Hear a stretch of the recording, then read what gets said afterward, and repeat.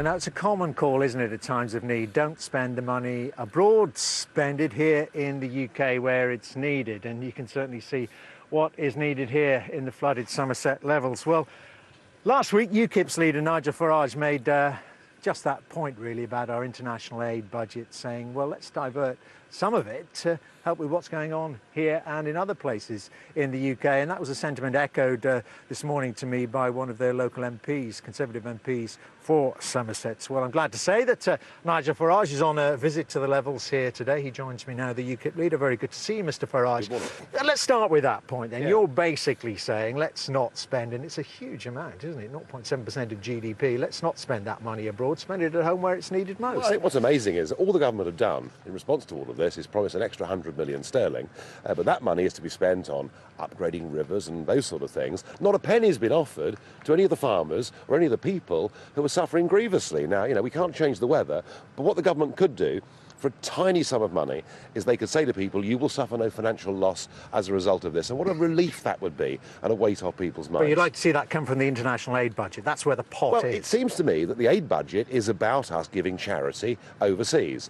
When you've got an emergency in this country, it's time to say that charity begins at home. And I mean, what are we doing giving £300 million a year to India, who've got a space programme, aircraft carriers, and they've even got planes on them? So there's a very strong argument that says, spend the money here. But there are disasters and disasters, if you know what I mean. This is a disaster as we see it in the United Kingdom. It's nothing like typhoons, Typhoon Haiyan and things like that, is it? You know, where thousands of people die. That may well be true, but wouldn't it be a good gesture to see a British government saying, we're going to put our own struggling people first? Yes, this is the most extreme case, but don't forget, in Chertsey, there's horrible flooding there. There are parts of Kent still under very, very big flood alert, let alone the storm damage that's been done.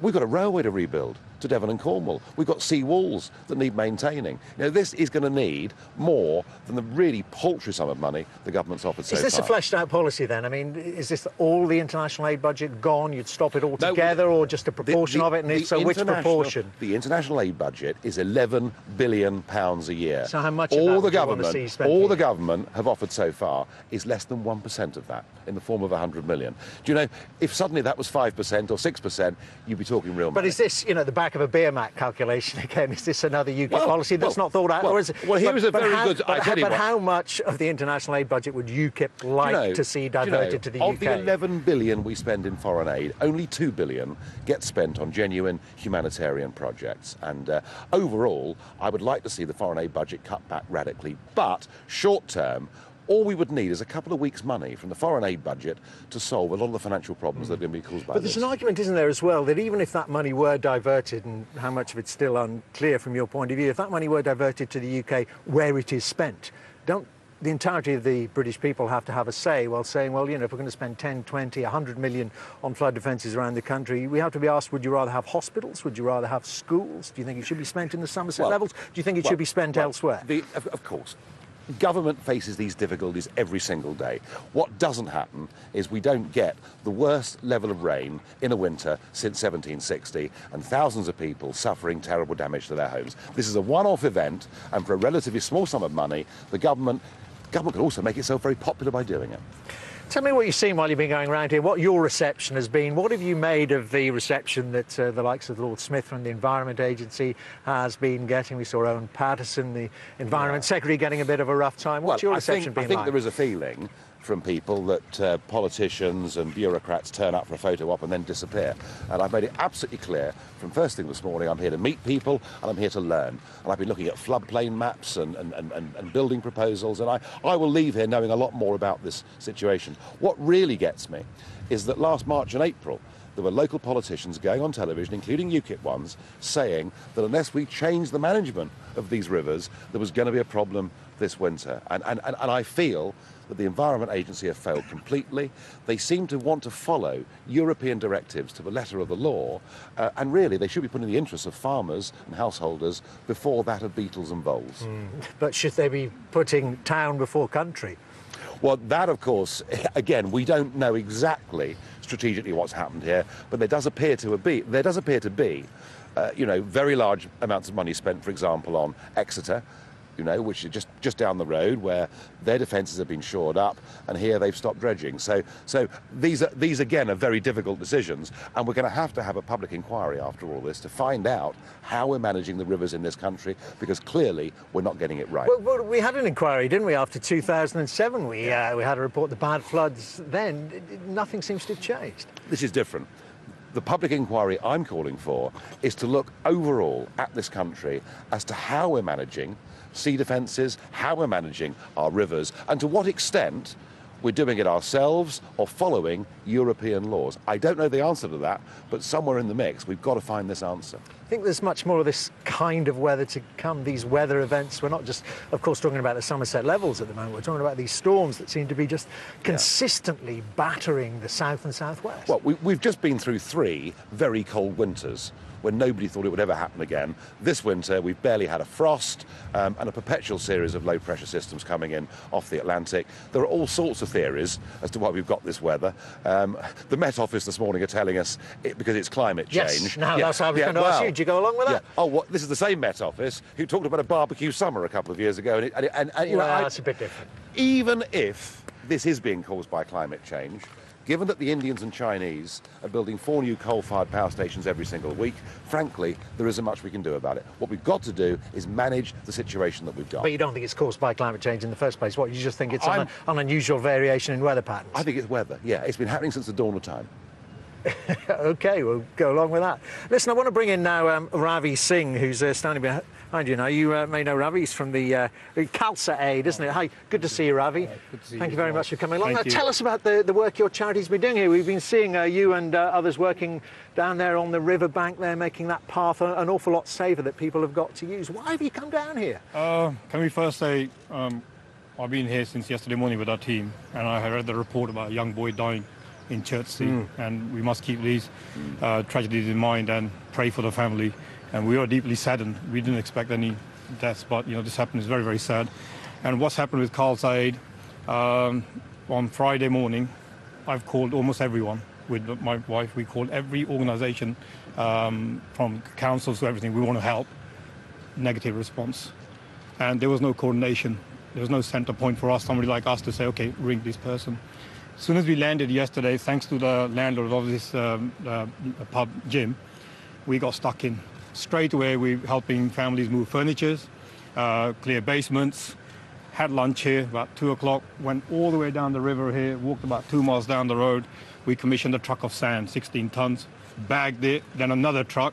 We finished bagging with the local community, not just ourselves. We're not bigging ourselves up, just with our team, with the community. We bagged about over 1,000 sandbags, about 30 to 40 tons of sand. We're all aching.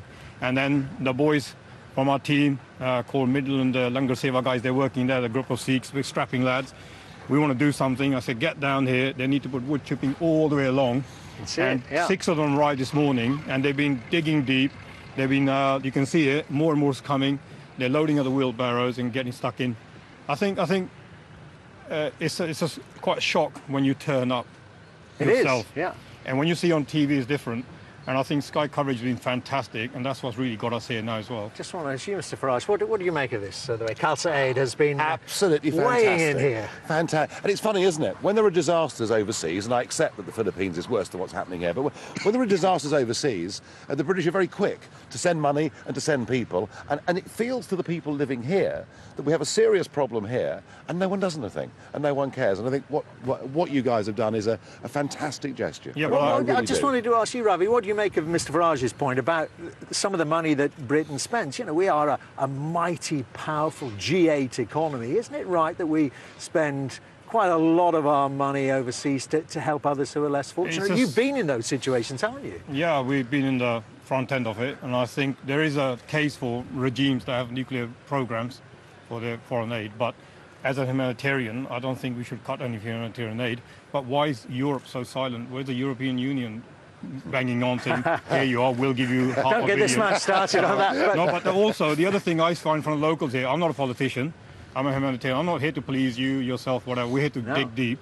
And I think people are going to score points over this. We're not here to blame any governments, any officials. We're saying to anybody, get these clothes off, get the dirty, look, we're filthy.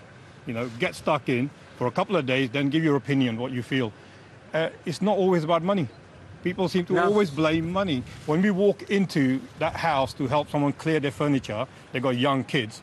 It's that hope somebody brings when they take a step over their door saying, we're here for you. But it's heartening, isn't it, Mr Farage, to see people of all races, all religions who are British just digging in. Absolutely brilliant. No, I think this gesture will stick in people's minds for a very long time to come. And that European Union point, I mean, you know, they've got these funds, we know about the special funds they have. Yeah.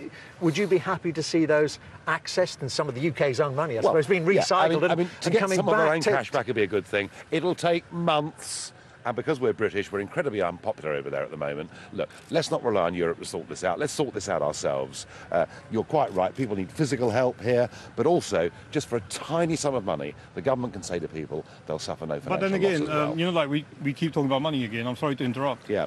You know, like when we were coming here, we were told by some people, you don't need money, you don't need to come here. People are insured, like we made a point earlier. But they're not really, Insurance are they? company is not going to turn up to give you that moral support. No. The public are, the community is, and I've 15 years of doing this sort of work.